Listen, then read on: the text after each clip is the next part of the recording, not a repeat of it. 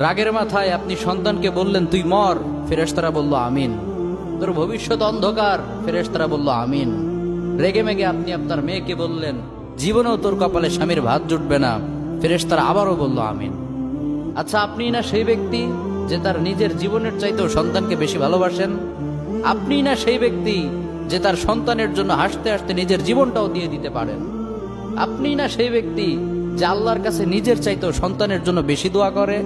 তাহলে কি করে নিজের হাতে নিজের সন্তানের এত বড় ক্ষতি করতে পারলেন? Doesn't make any sense. Common sense বলতে কিচ্ছু নাই আপনাদের। আপনারা কি জানেন না আপনাদের রাগের মাথায় বদদোয়া করাগুলো ফেরেশতারা আমিন বলে?